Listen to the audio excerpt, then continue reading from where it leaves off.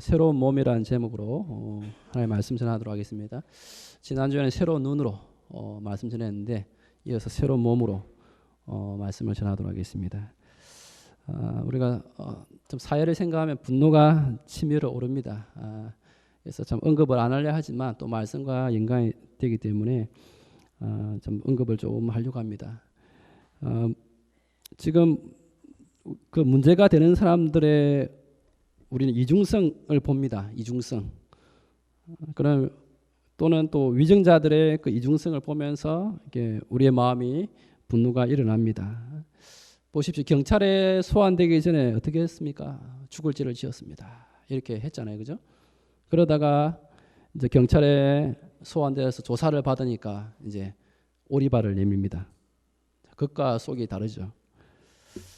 또 겉으로는 나라를 사랑한다고 하지만 뒤에서 또 어마어마한 비자금을 또 갖고 또 온갖 연줄로 자기 배만 불리는 이런 모습들을 보면서 참 마음이 아픕니다. 이런 것들이 결국에는 이런 부분들이 치료가 되고 수정이 되지 않으면 이 사회는 더 새로워질 수가 없음을 분명히 우리는 알고 있습니다. 그러나 이것을 신앙의 접목을 해보고자 합니다. 자칫 잘못하면 우리의 믿음도 이런 이중적인 믿음이 될 수가 있습니다. 겉과 속이 다르거나 아니면 앞에서 말은 잘하는데 삶은 전혀 따라오지 않는 모습들. 예수님은 이런 모습 신앙에 대해서 바리새인들을 통해서 충분히 지적을 했습니다. 이런 믿음은 참된 믿음이 아니라고 하셨습니다. 그래서 오늘 본문에 야고보 사도도 이런 행함이 없는 믿음은 잘못이다. 그래서 허구성을 지적을 하고 있습니다. 14절인데 우리 다 같이 다시 한번 읽도록 하겠습니다. 시작.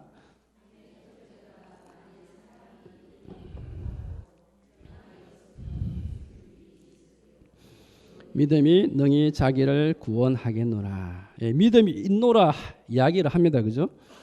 입으로는 나는 신자입니다. 나는 예수님 믿는 사람입니다. 나는 교회 집사입니다. 장로입니다.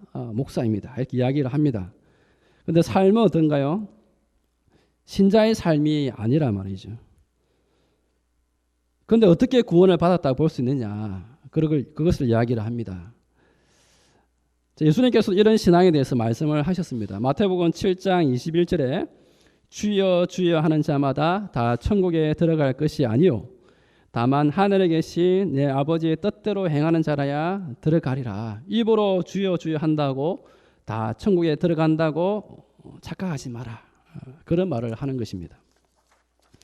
이 부분에서 우리는 로마서 1장 바울이 말하는 오직 믿음으로 구원받는다는 내용과 마치 대치가 되는 것 같습니다. 그러나 그렇지 않습니다. 사도 바울은 믿음을 강조했고 구원받는 믿음을 강조했고 야고보 사도는 믿는 자라면 어떻게 살 것인가 삶의 포커스를 두고 이야기를 한 것입니다. 동전의 양면과 같습니다. 믿음과 삶은 분리될 수가 없습니다. 앞면이 믿음이라면 뒷면은 행함으로 드러나야 된다는 거죠. 분리될 수 없다는 것이죠. 그래서 우리는 우리 믿음을 점검해야 됩니다. 고린도후서에 보면 우리가 믿음 안에 있는가 시험하여 보라. 이런 말들을 통해서 내 자신을 시험을 해볼 필요가 있습니다. 그래서 야고보 사도는 이제 행함이 따르지 않는 믿음의 흑우성에 대해서 예를 들어서 아주 구체적인 예를 들어서 말씀을 하고 있습니다. 다 같이 한번 읽도록 하겠습니다. 우리 15절 16절입니다. 시작.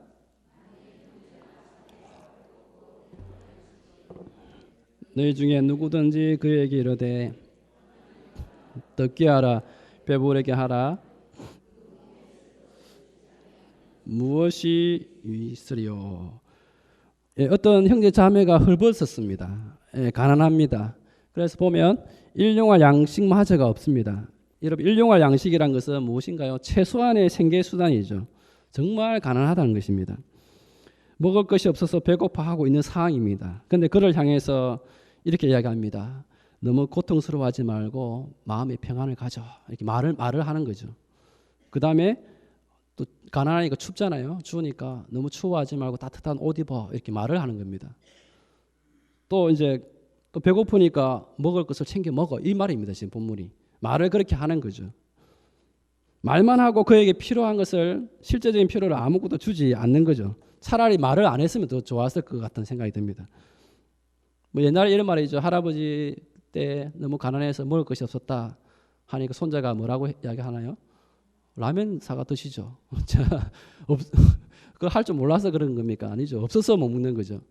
그런 거와 비슷한 상황이죠. 분명히 없어서 못 먹는데 추우니까 따뜻하게 하라. 너무 배고파하지 말고 챙겨 먹어라. 뭐 그런 말은 누구나 합니다. 지금 그것이 모순이라는 거죠. 그래서 누가복음 10장에 보면 예수님께서 선한 사마리아 이유를 드셔서 말씀을 하셨습니다. 강도 만난 이웃이 있었죠. 그런데 그 강도 만나서 피를 철철 흘리고 쓰러져 있는데 레위인이 지나가잖아요. 그죠? 보면서 그냥 보고 지나가고 또 제사장도 그냥 보고 지나갑니다. 아무런 도움을 주지 않습니다. 나 예배 시간 다 됐으니까 빨리 가야 돼.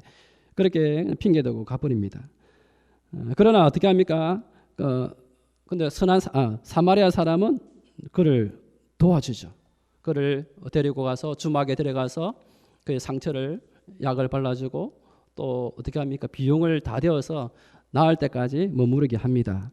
예수님 묻죠. 누가 진정 강도 만난 자 이웃이냐? 레위인도 아니고 제사장도 아니다. 행동으로 보여준 선한 사마리아 사람임을 말씀을 하셨습니다. 참된 믿음 무엇인가요? 이런 행동이 있다는 것이죠. 사도 요한도 이런 부분을 강조를 했습니다. 요한 1서 3장 17절 18절에 보면 지난번에도 말씀드렸는데 누가 이 세상의 재물을 가지고 형제의 궁핍함을 보고도 도와줄 마음을 닫으면 하나님의 사랑이 어찌 그 속에 거하겠느냐. 자녀들아 우리가 말과 혀로만 사랑하지 말고 행함과 진실함으로 하자. 분명한 행동으로 나타나야 된다는 것이죠. 그래서 17절에 뭐라고 합니까? 다 같이 한번 읽도록 하겠습니다. 시작. 행함이 없는 믿음이 죽은 믿음이라는 거죠. 말만 하고 행동으로 도움을 주지 않는 것은 참된 믿음이 아니라 죽은 믿음이라고 이야기합니다. 계속해서 야고보 사도는 행함이 없는 믿음의 그 유형에 대해서 과연 행함이 없는 믿음이 왜 그런가, 어떤 유형인가 몇 가지를 이야기합니다. 두 가지를 이야기를 합니다. 19절의 말씀에 이런 말씀이 있습니다. 내가 하나님은 한 분이신 줄을 믿느냐? 잘하는도다. 귀신들도 믿고 떠드느니라. 이제 무엇을 이야기하는 거냐면 지금 안다는 거죠. 하나님을 안다는 거죠. 그 중요한 것은 뭐냐면 귀신들도 하나님을 안다는 거죠. 이런 귀신들도 하나님 알까요, 모를까요? 압니다. 하나님의 존재를 압니다. 하나님을 심지어 믿습니다. 떨죠. 압니다. 심지어 귀신들도 마귀들도 하나님 말씀을 알고 있습니다. 그래서 이 말씀을 가지고 어떻게 하나요? 악이용하잖아요. 사이비 종교를 보십시오. 다 성경을 가지고 이용합니다. 마귀들도 하나님의 말씀을 가지고 악이용합니다. 이런 신앙을 무엇이라 하냐면 사도 바울은 지금 머리로만 아는 신앙, 그러니까 지식에만 머물러 있는 신앙이라고 이야기합니다. 행함이 없는 믿음은 그냥 머리에만 머물러 있는 신앙의 유행이라고 이야기를 합니다. 여러분 이런 사람의 특징이 무엇일까요? 이런 사람들의 특징은 아주 냉철합니다. 아주 머리가 냉철합니다. 박사입니다. 박사 아닙니까? 박사. 모든 분의 박사. 성경 박사입니다. 똑똑합니다. 하지만 가까이 가보면 참 차가워요. 차갑고 마음이 따뜻하지 않고 가장 중요한 것은 뭐냐면 사랑이 없어요. 많이 알지만 사랑이 없어요. 이게 뭐냐면 지식에만 머물러 있는 신앙입니다.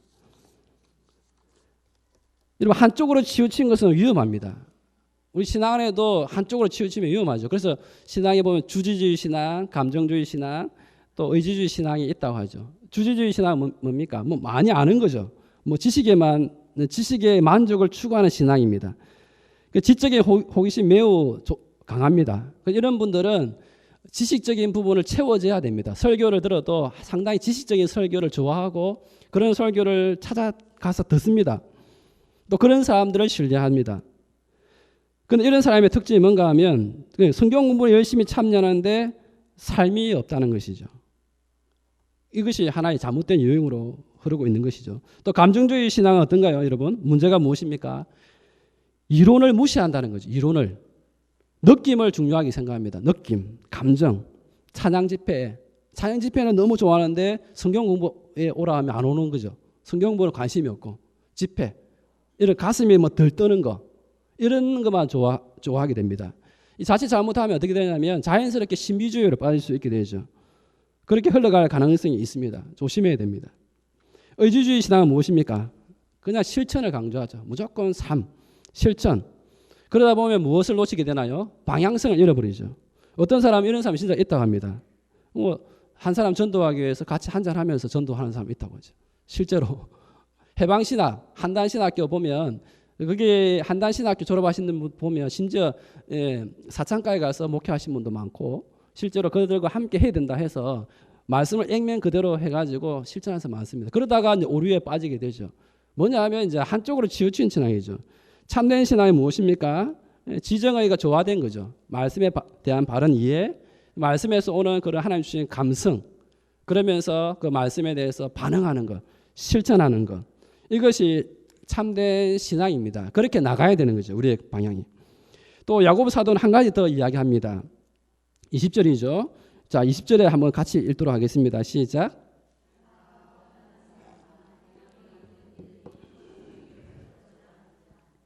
자, 한 가지는 지식에만 머물러 있는 사람, 유형. 또 한 가지는 뭐냐면 허탄한 신앙.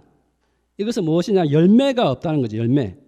여러분, 허탄한이란 단어의 그 원어가 케노스인데 그 뜻은 뭐냐면 텅 비었다 말입니다. 비어 있다는 거죠. 영적으로 비어 있는 상태, 영적인 결핍 상태를 말합니다. 겉으로 볼 때는 아니에요. 아닌데 겉으로 볼 때는 신앙이 참 좋은 것 같고 영적으로 많이 아는 것 같고 참 신앙이 참 좋은 것 같습니다. 그런데 아니, 주님은 우리의 내면을 알지 않습니까? 속은 비었다는 거죠. 영적으로는 결핍된 상태라는 거죠. 이런 신앙의 결과는 뭐냐면 행함이 없는 믿음이 헛것인 줄을 알고자 하느냐. 여기 헛것이란 말은 뭐냐면 쓸모없는, 무능한.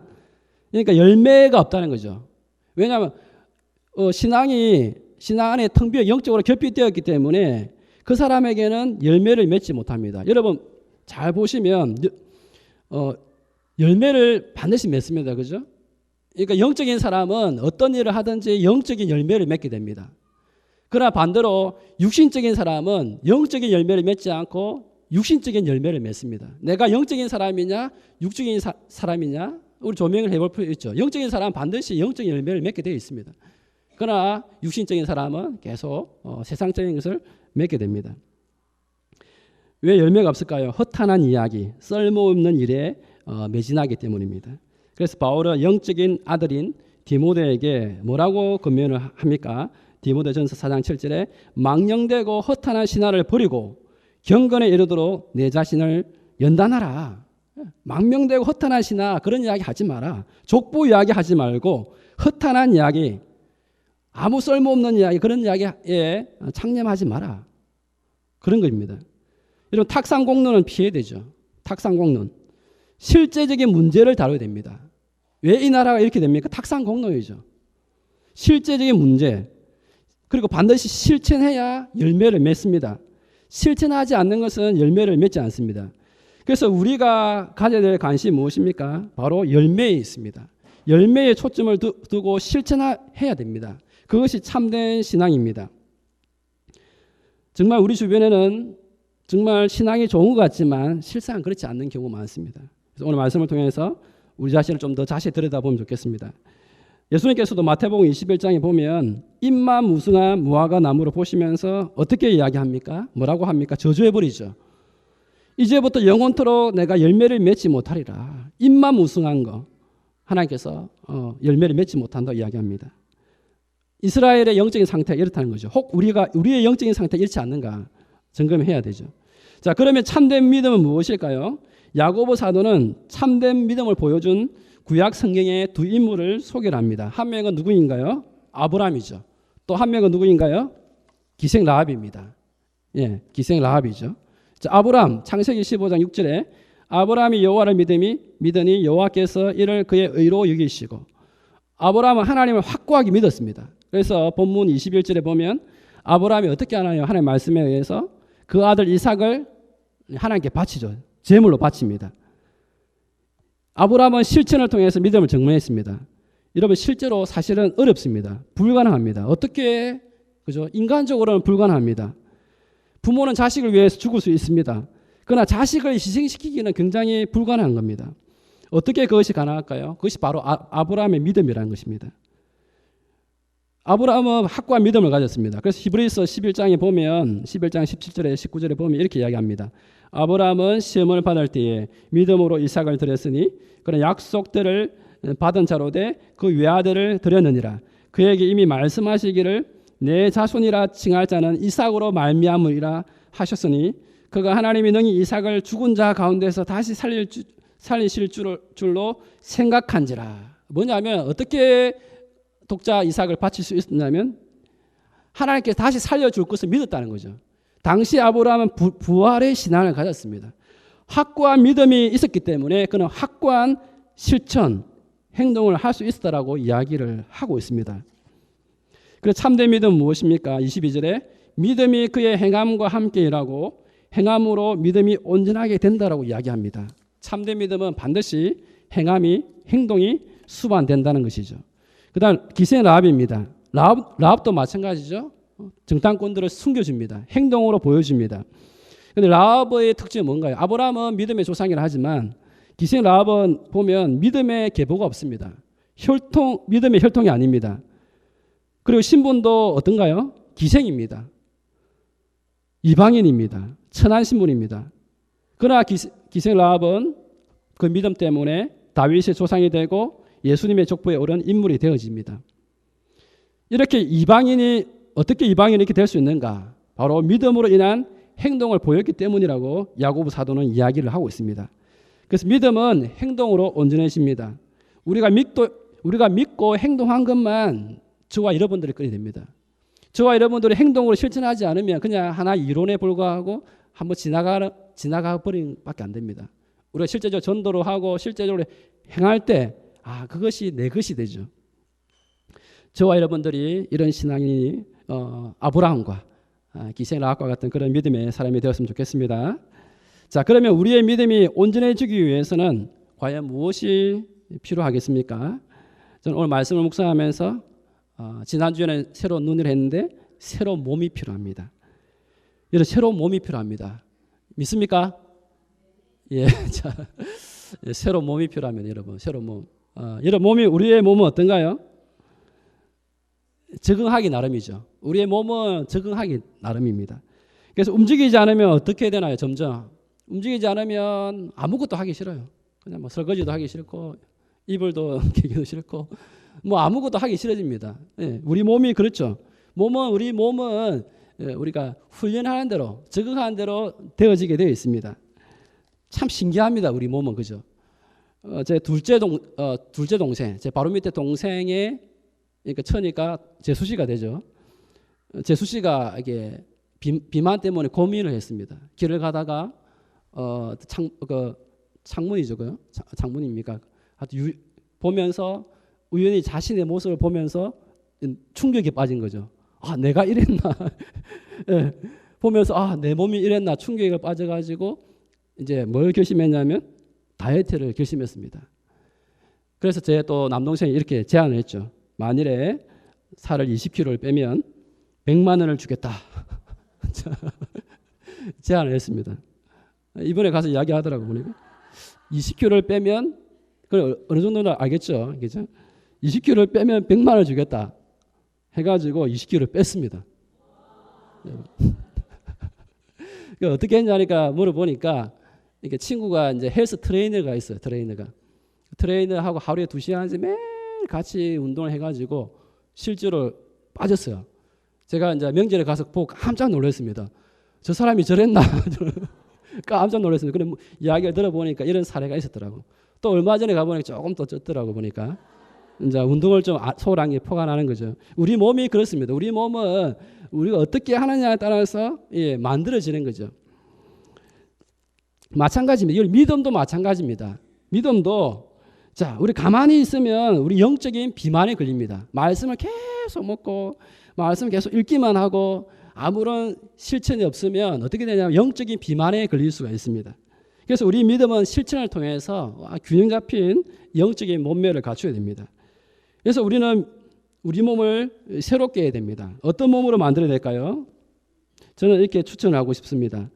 하나님이 주인 되는 몸으로 만들어야 된다. 하나님이 주인 되는 몸. 내가 주인 되는 몸이 아니라 하나님이 주인 되는 몸. 우리의 몸은 오전에도 목사님께서 말씀하셨죠. 우리의 몸은 하나님의 성전이죠. 그래서 하나님이 주인 되는 몸으로 만들어야 됩니다. 그래서 바울이 뭐라고 이야기하냐면 고린도전서 6장 19절 20절에서 너희 몸은 너희가 하나님께로부터 받은 바 너희 가운데 계신 성령의 전인 줄을 알지 못하느냐. 너희는 너희 자신의 것이 아니라 값으로 산 것이 되었으니 그런즉 너희 몸으로 하나님께 영광을 돌리라. 하나님 우리의 몸으로 영광 돌기 원합니다. 우리의 몸이 새로워져야 된다는 거죠. 그러니까 하나님이 주인 되는, 즉 하나님의 말씀에 순종하는 몸이 되어야 됩니다. 하나님 말씀하시면 예하고 순종할 수 있는 몸이 되죠. 다윗이 그 예입니다. 다윗은 하나님의 뜻과 나의 뜻이 대치될 때 다윗은 어떻게 했습니까? 나의 뜻을 버리고 하나님의 뜻에 순종을 했죠. 물론 항상 그렇게 한 것은 아니지만 다윗은 하나님의 뜻에 즉각적으로 순종을 했습니다. 하나님의 말씀에 순종하면 어떻게 될까요? 하나님께서 복을 주십니다.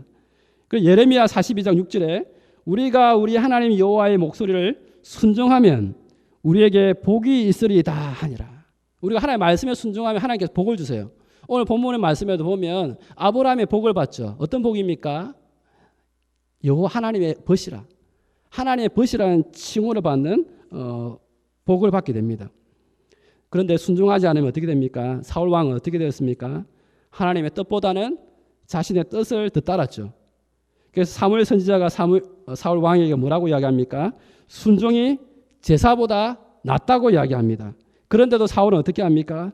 계속해서 불순종하죠. 그래서 불순종으로 인해서 사울은 어떻게 됩니까?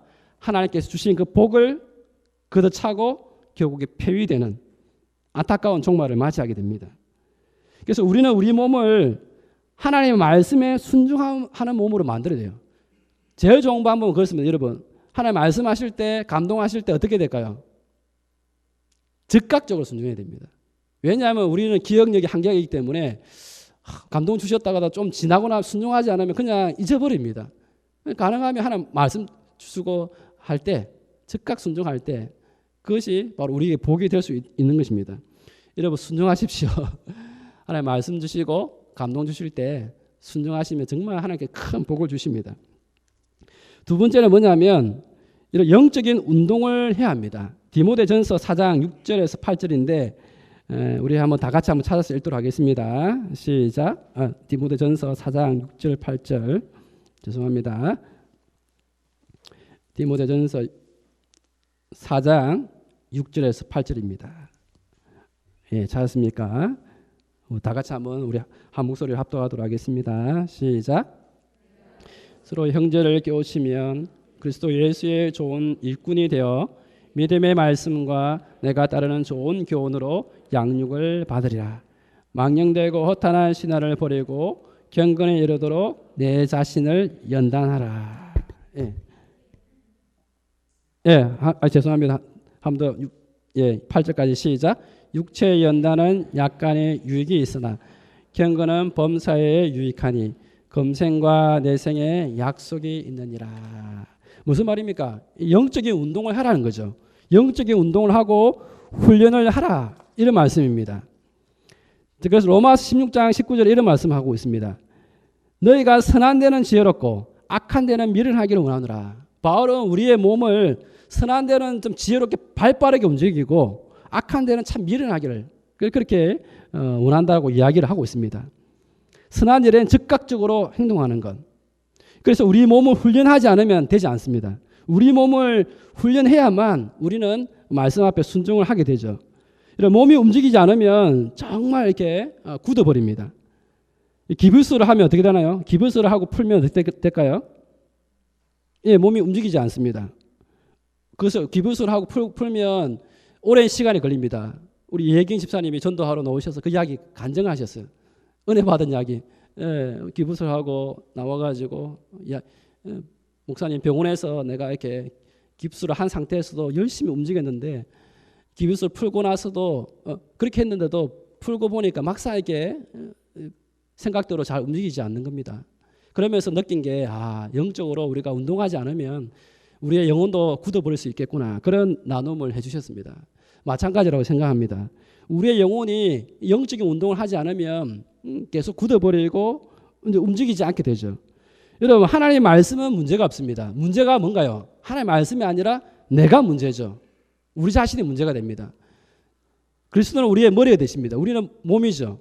머리는 문제가 없어요. 그리스도는 문제가 없습니다. 문제는 우리의 몸이 문제입니다. 그리스도께서 말씀하실 때, 내가 지시할 때, 머리가 지시할 때 순종해야 되는데 순종하지 않는 거죠. 훈련이 안 되기 때문에. 자, 그러면 어떻게 됩니까? 뇌는 살아있지만 몸이 죽은 상태를 뭐라고 이야기합니까?